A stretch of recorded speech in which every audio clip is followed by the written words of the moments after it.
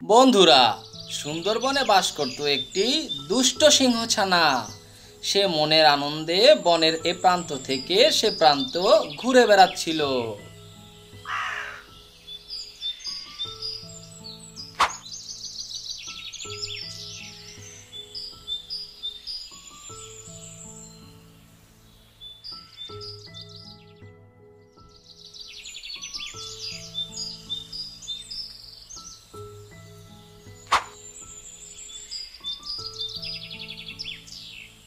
ঘুরতে ঘুরতে সে একটি কবুতরের সামনে গিয়ে হাজির হলো। আর কবুতর দুষ্ট সিংহছানাটিকে দেখে বলল, কি গো সিংহছানা, এভাবে দুষ্টুমি করে করে ঘুরে বেড়াচ্ছ কেন? তুমি কি জানো না বনের ভিতরে শয়তান বাঘ আছে? সে যাকে পায় তাকেই ধরে ধরে খেয়ে ফেলে। সে যদি তোমাকে দেখে তাহলে তো তোমাকেই খেয়ে ফেলবে। এখনো সময় আছে, যাও, তুমি তোমার বাসায় ফিরে যাও। আমাকে নিয়ে তুমি চিন্তা করো না, ওই দুষ্ট বাঘকে আমি শায়েস্তা করতে জানি। সে আমার কাছে এসে কিছুই করতে পারবে না। কি বলছো তুমি? এত বড় সাহস তোমার! তুমি কি জানো বাঘ যে কত বড় শয়তান? সে যদি একবার তোমাকে পায় তাহলে তো তোমার ঘাড়টা মটকে দেবে, তখন তোমার বুলি ছুটে যাবে। সেটা দেখা যাবে, আগে তো বাঘকে আসতে দাও, তারপর দেখবো তার কত দম আছে। ঠিক আছে ঠিক আছে, যখন বিপদে পড়বে তখন বুঝতে পারবে আমি যে কথাগুলো বলেছিলাম সেগুলো সত্য বলেছিলাম কিনা। আচ্ছা ঠিক আছে, বুঝতে পেরেছি। এখন তুমি তোমার ওই বাসায় বসে থাকো, আমি একটু ঘুরে আছি। এই কথা বলে সিংহছানা আবারও বনের ভিতর চলে গেল।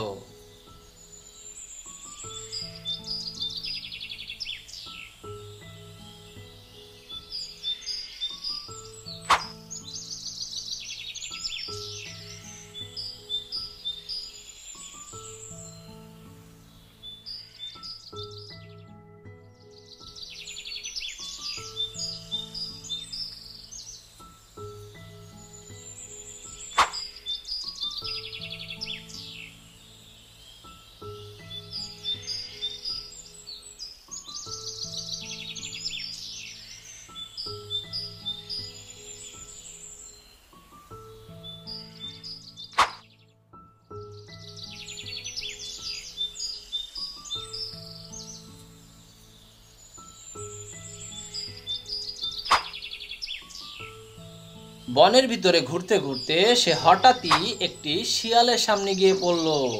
আর শিয়াল তাকে ডেকে বলল,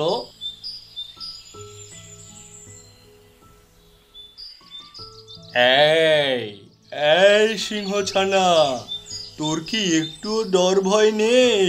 তুই যে এখানে এভাবে ঘোরাঘুরি করছিস, তোকে দেখতে পেলে তো সেই দুষ্ট বাঘটা তোকে খেয়ে ফেলবে। দুষ্ট বাঘের গায়ে জ্বর, সে আমাকে খাবে। তার কত বড় সাহস যে সে আমার কাছে আসবে! সে কখনোই আমার কোনো ক্ষতি করতে পারবে না, এই কথাটা মনে রেখো শিয়াল আঙ্কেল। আরে বাবা, তুমি তো এখনো অনেক ছোট। ছোট থেকে যেসব কথাগুলো তুমি বলছো, এই কথাগুলো কিন্তু তোমার সাথে যায় না।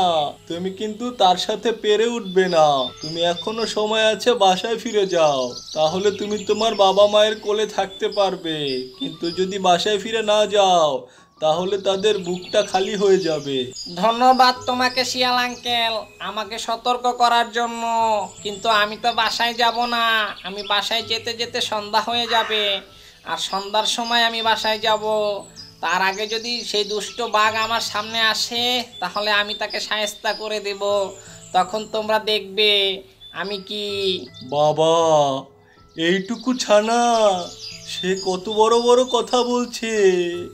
ঠিক আছে ঠিক আছে, দেখবো তুমি কি করতে পারো সেই দুষ্ট বাঘের। হ্যাঁ আঙ্কেল, সেটাই। ঠিক আছে, আপনি থাকেন, আমি যাই।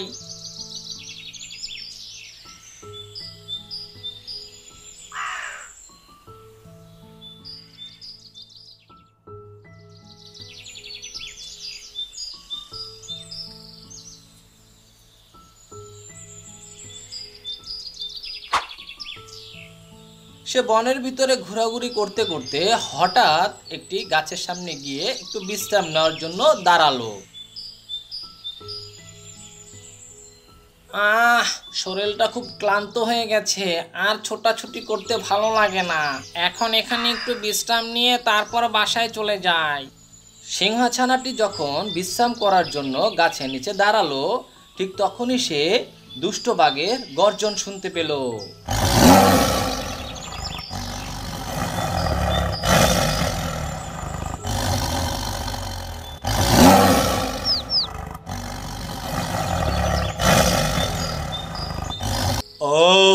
কি সুন্দর ছানা! না চাইতেই আমার সামনে ছানা পোনা হাজির হয়ে গেল। কি হলো বাবা, এখানে আমার খাবার হয়ে দাঁড়িয়ে আছো কেন? দ্রুত আমার পেটের ভিতর চলে আসো, তোমার তো খুব কষ্ট হচ্ছে, রোদে পুড়ছো।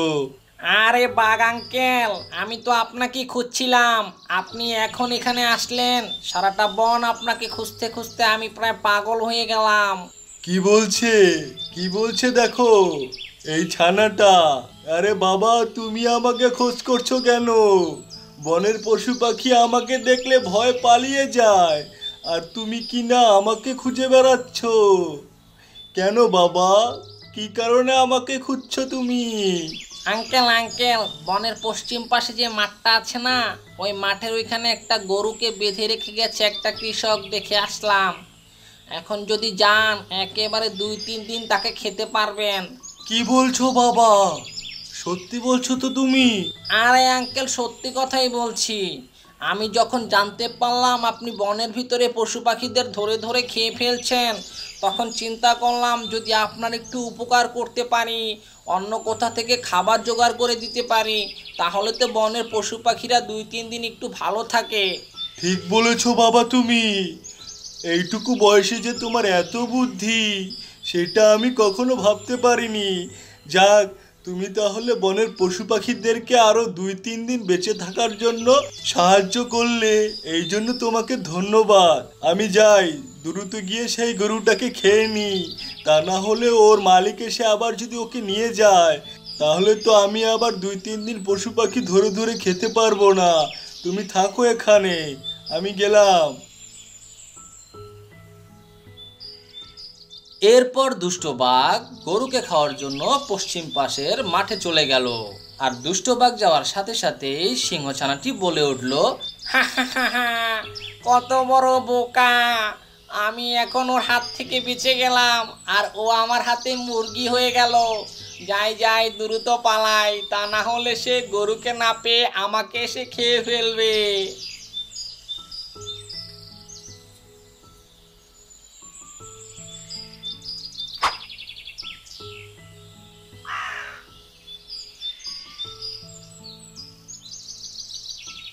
কিরে, মাঠ তো দেখছি একেবারেই ফাঁকা, এখানে তো কিছুই নেই। তাহলে কি সেই দুষ্ট ছানাটা আমাকে বোকা বানালো? তোমাকে একবার পাই ছানা হাতের সামনে, তখন তোমাকে কচমচ করে চিবিয়ে খাবো, কথাটা মনে রেখো। বন্ধুরা, আমাদের ভিডিওটা ভালো লেগে থাকলে লাইক, কমেন্ট, শেয়ার করতে ভুলবেন না।